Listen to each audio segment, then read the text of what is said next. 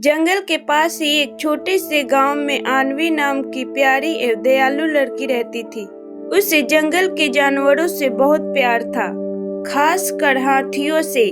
वह अक्सर अपने ख्यालों में डूबी रहती थी और अपने ख्यालों में नीले हाथी को देखती रहती थी, जिसका नाम वह मोती रखती थी।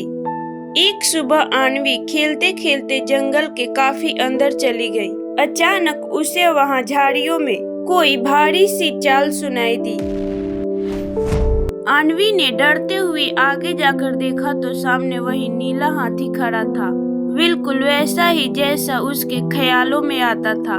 बड़ी बड़ी आंखें, लंबी सूंड और नीले रंग का। आनवी डरते हुए बोली, तुम मोती हो? हाथी ने हल्की सी आवाज की, मानो कह रहा हो, हाँ मैं ही हूँ। लेकिन मोती के पैरों में एक मोटी सी कील चुभी थी, जिसके कारण वह लंगड़ा कर चल रहा था। आनवी को देखते ही वह बिल्कुल शांत हो गया था, जैसे उसे यकीन हो।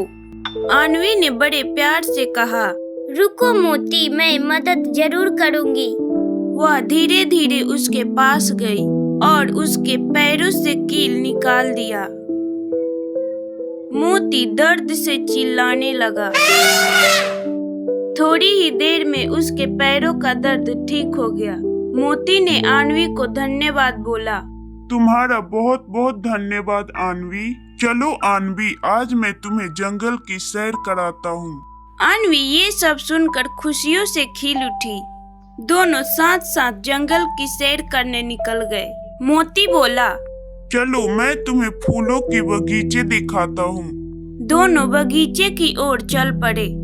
कुछ ही देर बाद वे फूलों के बगीचे के पास पहुँच गए। इतने प्यारे फूल देखकर आनवी चौंक गई और खुश होकर तालियां बजाने लगी, मानो उसने ऐसे फूल कभी देखा ही ना हो।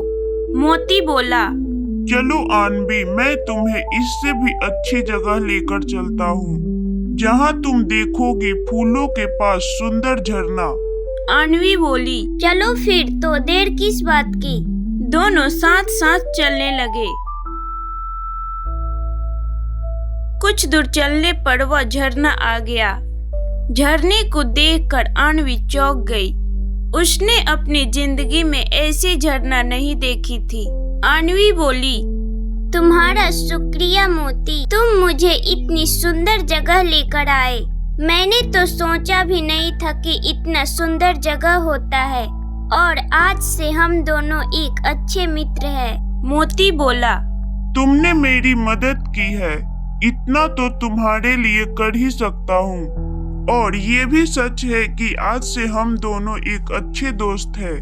आनवी बोली, इस जंगल में तुम्हारा कोई दोस्त नहीं है क्या? उनसे मुझे नहीं मिलाओगे?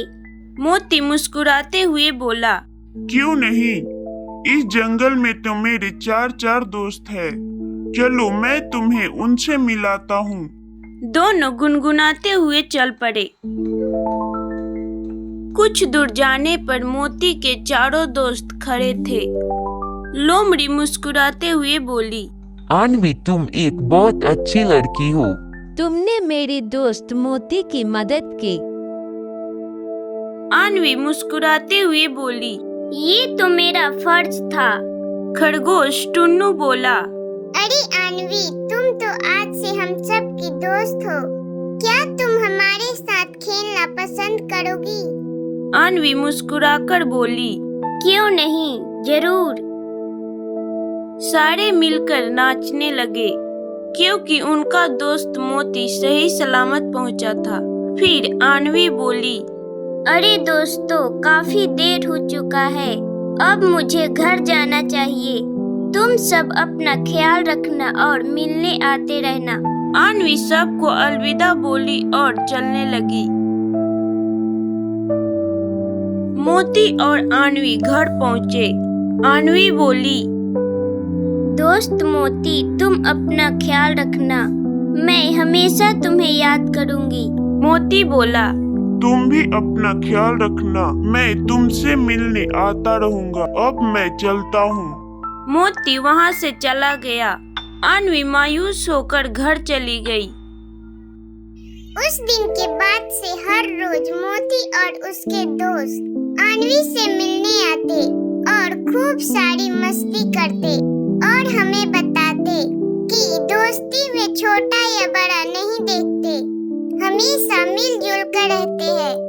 अगर आपको ये कहानी अच्छी लगी हो तो एक लाइक जरूर कीजिएगा।